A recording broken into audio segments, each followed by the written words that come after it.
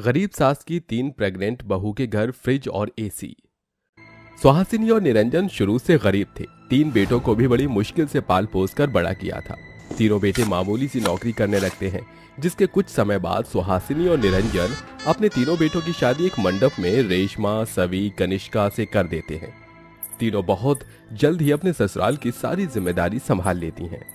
माँ जी, ये लीजिए आपकी चाय, और बाबूजी ये आपकी बिना चीनी वाली चाय। अरे बहू, तू आज मुझे अपनी सास वाली मीठी चाय दे दे, मुझे ये नहीं पीना। बिल्कुल नहीं दीदी, बाबूजी को मीठी चाय मत देना आप, इन्हें डायबिटीज जो है। अच्छा कुछ नहीं तो पकौड़े ही खिला दो। नहीं बाबूजी, आपको वो भी मना है, ऑयली की वजह से। आप ये शुगर फ्री बिस्किट खाइए। अरे सुहासिनी, कुछ तो अपनी तीनों बहुओं को समझाओ। इतना भी क्या ख्याल रखना कि मैं ठीक से कुछ खा पी भी ना पाऊं। बिल्कुल ठीक कह रही हैं मेरी तीनों बहुएं। जब से मेरे घर में आई हैं, लक्ष्मी सरस्वती काली की तरह मेरे घर को संभाल लिया है। देखा बाबूजी, माँ जी हमारे साथ हैं। ये बोलकर तीनों बहुएं अपनी सास सुहासिनी के गले लग जाती हैं। वक्त बीतता है, समय के साथ तीनों बहुएं एक साथ 6 महीने की प्रेग्नेंट हो जाती हैं। वहीं गर्मी भी बढ़ने लगती है। तभी खाना खाते खाते छोटी बहू कनिष्का कहती है, बस माँ जी, मुझसे और दाल रोटी नहीं खाई जा रही, बहुत गर्मी लग रही है, ये खाने का बिल्कुल मन नहीं है। मेरा भी माँ जी ये खाने का मन नहीं है, कुछ अच्छा सा खाना है। हाँ माँ जी, मैं भी दोनों दीदी की तरह जबरदस्ती खाना खा रही थी, अब गर्मी में रहा नहीं जाता, बहुत परेशानी होती है, कभी भी घबराहट सी होने लगती है। अरे वो तो तुम तीनों गर्भवती हो, इसीलिए ऐसा लग रहा होगा, और गर्मी का मौसम भी है। खैर तुम तीनों के लिए मटके का पानी, नींबू पानी बना देती हूँ, तुम्हें अच्छा लगेगा। सुनिए माँ जी, आप शाम को कच्ची कैरी भी मंगवा देंगी, हम तीनों को बहुत खाने का मन है। हाँ माँ जी प्लीज। ठीक है, शाम को मैं तुम्हारे बाबूजी से मंगवा लूंगी। ये बोलकर सुहासिनी अपनी तीनों गर्भवती बहुओं के लिए नींबू पानी बनाकर लाती है, जिसे पीकर तीनों को बहुत अच्छा लगता है। शाम को निरंजन अपनी बहुओं के लिए कच्ची कैरी ले आता है, जिसे देखकर रेशमा कहती है, अरे वाह, शुक्रिया बाबूजी, आप हमारे लिए कच्ची कैरी ले आए, हमारा बहुत खाने का मन था। अरे कैसे नहीं लाता, एक तो गर्मी का मौसम, ऊपर से तुम तीनों गर्भवती हो, ऐसे में ये खाना तो बहुत जरूरी है। अभी तीनों एक एक कैरी खा लो, बाकी कल खा लेना। जी माँ जी। दीदी मेरे मुंह में तो अभी से बहुत पानी आ रहा है। हाँ चलो खाते हैं। ये बोलते ही तीनों बहू कच्ची आमी का मजा लेती हैं और बाकी कच्ची आमी रसोई में रख देती हैं। अगले दिन जब तीनों बहू खाना खाने बैठती हैं, अरे रुकिए रुकिए, खाने के साथ आमी हो जाए, माँ जी ने आमी मंगवाई थी, आज खाने के साथ मसाला लगा कर खाते हैं। हाँ देवरानी जी, जल्दी से ले आओ, अच्छा है तुमने याद दिला दी। जैसे ही कनिष्का बहू आमी लेकर आती है तो वो आमी उसे पकी हुई मिलती है, जिसे देखकर उसका मूड खराब हो जाता है और वो अपनी सास और दोनों जिठानियों को दिखाती है। अरे बाप रे बाप, ये क्या हो गया, कल तक तो ये कच्ची आमी थी, आज आम कैसे बन गई। गर्मी में हमारा इतना बुरा हाल हो रहा है, वो तो फिर भी आम है, अगर हमारे घर में फ्रिज होता तो ये इतनी जल्दी नहीं पकती, लेकिन बिना फ्रिज के गर्मी से ये पक गई, ये हमारे खाने लायक बिल्कुल भी नहीं। हे भगवान, मेरी बहुएं अब क्या खाएंगी। कोई बात नहीं बहुओं, मैं इसका जूस बनाकर तुम्हें दे दूंगी। तौबा तौबा, सारा मूड खराब हो गया, ऊपर से रात को सोई भी नहीं और पंखे कितने मरे मरे चलते हैं, गर्मी भी बढ़ी हुई है, ऊपर से मटके के पानी से भी प्यास नहीं बुझती। माँ जी अब बिल्कुल सही बोला कनिष्का, 1 मिनट में साहिल जी को फोन करती हूँ। हेलो साहिल जी, हमें बहुत गर्मी लग रही है, जेठानी जी और मुझे आइसक्रीम खाने का मन है, जरा शाम को लेते हुए आना। ठीक है, मैं ले आऊंगा, अब रखता हूँ, काम कर रहा हूँ। तभी शाम हो जाती है। तीनों बहू आइसक्रीम के इंतजार में थी। तभी साहिल आकर उन्हें सॉफ्टी पकड़ाता है। ये लीजिए, आप सब आइसक्रीम का मजा लीजिए। अरे देवर जी, आइसक्रीम तो सारी पिघल गई। अरे साहिल जी, आप आइसक्रीम देखकर नहीं लाए थे क्या? अभी तो धूप भी नहीं हो रही है, तो पिघली कैसे? अरे नहीं भाभी, मैं तो आइसक्रीम चेक करके लाया हूँ। गर्मी इतनी बढ़ रही है कि घर लाते लाते ये पिघल गई। फ्रिज हमारे घर पर भी नहीं है, वरना आइसक्रीम सेट हो जाती तब तक। माँ जी आप देख रही हैं ना, मनीष बहुत गर्मी हो रही है, मैं सोच रही हूँ माँ जी हम सबको किश्त पर फ्रिज और एसी ले लेना चाहिए, क्योंकि हम तीनों को सोने में बहुत तकलीफ होती है। हाँ माँ जी, रेशमा बिल्कुल ठीक कह रही है। आज सुबह कल रात की सब्जी खाने का मन था, लेकिन वो फ्रिज न होने के कारण से खराब हो गई। बर्फ भी हमें दूसरों से मांगनी पड़ती है, आप फ्रिज ले आइए। नीरज मिलकर खरीद लेते हैं ना सामान। गर्भवती के समय बहुत परेशानी हो रही है। क्या करूं बाबूजी? अरे मुझसे क्या पूछ रही है, तीनों बहू परेशान हो रही हैं। हमें किश्तों पर एक फ्रिज और एसी ले लेना चाहिए, इससे ठीक रहेगा। तुम तीनों मिलकर तो ये कर सकते हो ना। पर बाबूजी, इन तीनों बहू के लिए 3 एसी लेनी होंगी क्या? ऐसे तो बहुत कर्जा हो जाएगा। मेरे पास एक तरकीब है, हम एसी को हॉल में लगाएंगे। अधिकतर बहू हॉल में मेरे साथ रहती हैं। तीनों बहू बेटे हम सब रात को एसी में एक साथ सो जाएंगे, बाद में अपने अपने कमरे में चले जाएंगे और फ्रिज का लाभ तो हो ही जाएगा। मैं माँ जी की बात से सहमत हूँ। ठीक है, मैं और साहिल भैया इलेक्ट्रॉनिक्स की दुकान पर चले जाते हैं। जाओ बहू, अब आराम करो। सुहासिनी की बात सुन उसकी बहुएं अपने कमरे में चली जाती हैं और दोनों भाई मिलकर एसी और फ्रिज घर ले आते हैं, जहां सब फ्रिज के ठंडे ठंडे पानी को पीकर मजा लेते हैं। फिर शाम को सब हॉल में इकट्ठा होकर बैठकर खाना खाते हैं।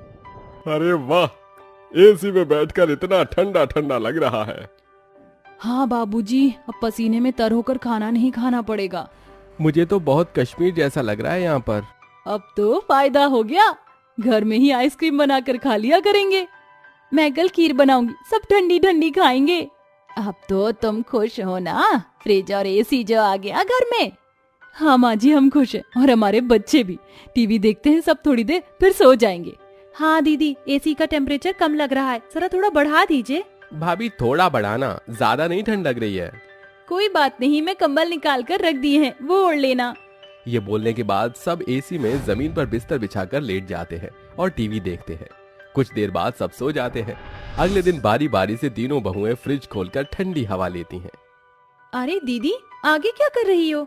अरे कुछ नहीं, बस बर्फ लेने आई थी तो फ्रिज की ठंडी हवा खाने लग गई। यकीन नहीं हो रहा, अब हमारे घर में फ्रिज भी है और एसी भी। हाँ दीदी, मुझे भी। जरा बर्फ निकालिए, बर्फ जमाने में बहुत मजा आता है। ये तो है।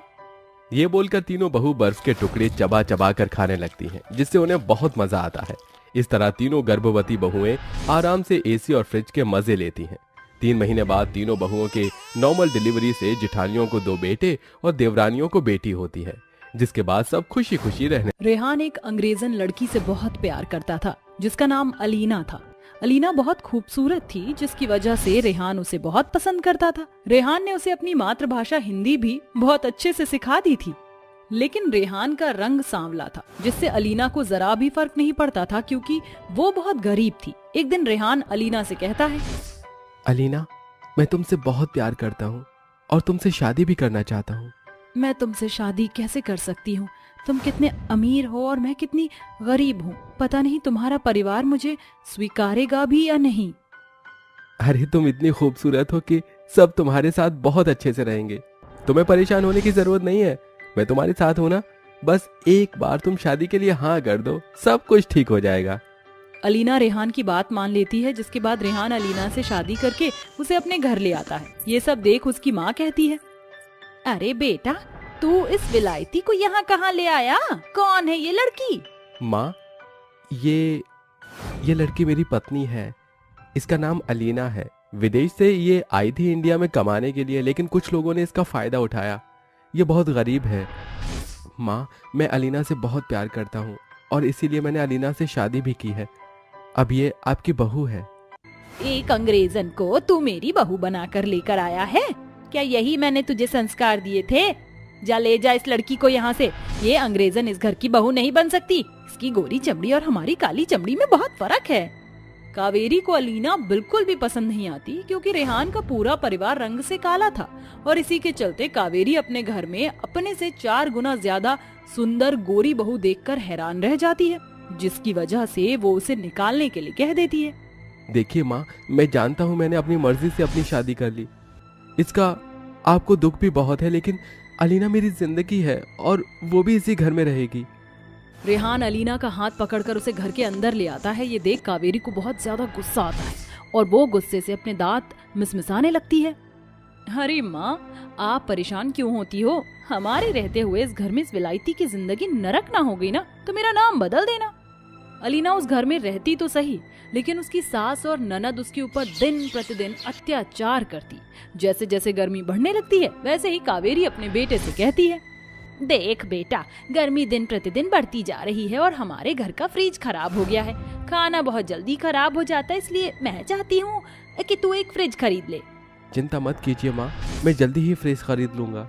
कुछ ही दिनों में रेहान घर के अंदर एक नया फ्रिज ले आता है, जिसे देखकर अलीना बहुत खुश होती है। लेकिन कावेरी बहुत ज्यादा चालाक होती है। वो फ्रिज में ताला लगा कर रखती है, जिसकी वजह से बेचारी अलीना फ्रिज का ठंडा पानी भी नहीं पी पाती। एक दिन बेचारी अलीना घर के सभी सदस्यों के कपड़े आंगन में बैठकर धो रही होती है। कड़ी धूप के कारण उसे बहुत तेज गर्मी लगती है और वो घर के अंदर आती है। बहुत तेज गर्मी लग रही है, लगता है फ्रिज खुला हुआ है। माँ जी तो अपने कामों में व्यस्त होंगी। एक काम करती हूँ, मैं फ्रिज के अंदर से पानी लेकर पी लेती हूँ, कम से कम थोड़ा गला तो ठंडा होगा। अंग्रेजन बहू फ्रिज को खोलती है और उसके अंदर से पानी निकाल कर पीने लगती है। तभी पीछे से कावेरी आ जाती है और हाथ मारकर उसका सारा पानी नीचे गिरा देती है।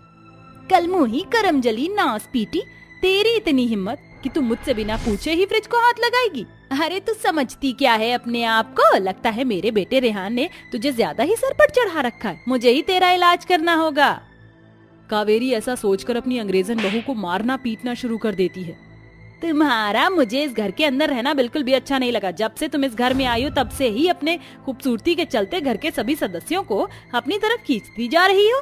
ऐसा मेरे होते हुए नहीं रह सकता।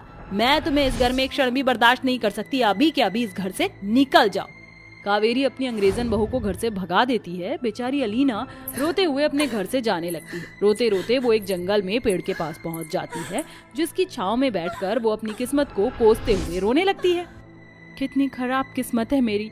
पहले मैं विदेश छोड़कर यहाँ आई कुछ बनने के लिए, लेकिन कुछ ना बन सकी। और अब जब मैंने शादी की तो मेरी सास ने मुझे घर से ही निकाल दिया।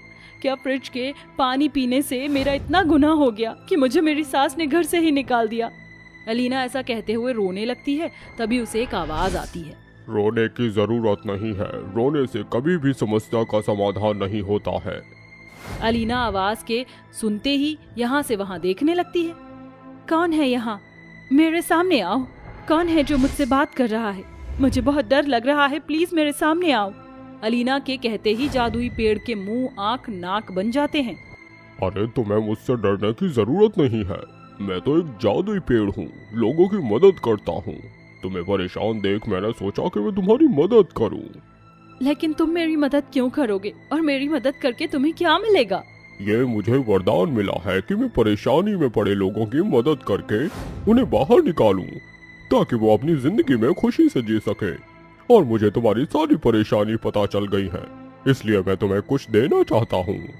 पेड़ के इतना कहते ही जादुई पेड़ झूमने लगता है। तभी वहाँ पर अचानक से एक बहुत प्यारा सुंदर फ्रिज प्रकट होता है, जिसे देखते ही अलीना हैरान रह जाती है। ये कोई मामूली फ्रिज नहीं बल्कि जादुई फ्रिज है। इसे अपने घर ले जाओ।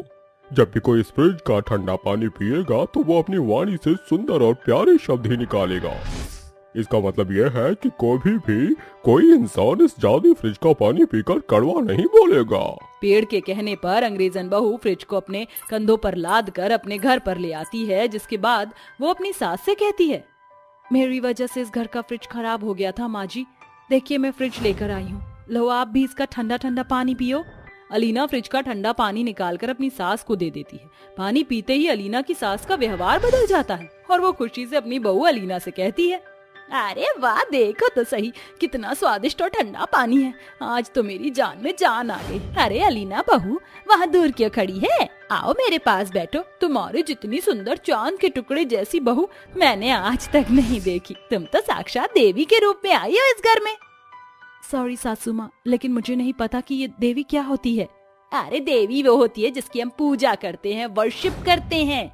वो हमें सब कुछ देती है, उसी ने तुम्हें हमसे मिलाया है। चलो अब अपने दोनों हाथ जोड़कर देवी माँ का शुक्रिया अदा करो। अलीना अपने दोनों हाथों को जोड़कर कावेरी के साथ देवी माँ का शुक्रिया अदा करती है। देवी माँ के साथ जादुई पेड़ का भी शुक्रिया, जिसने मेरी मदद की और सब कुछ ठीक किया।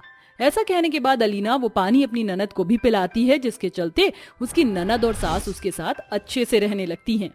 प्यारी भाभी, ऐसा लग रहा है जैसे आपने किसी जादुई फ्रिज का पानी पिलाया है। मुझे बहुत स्वादिष्ट लगा है, आपका बहुत शुक्रिया।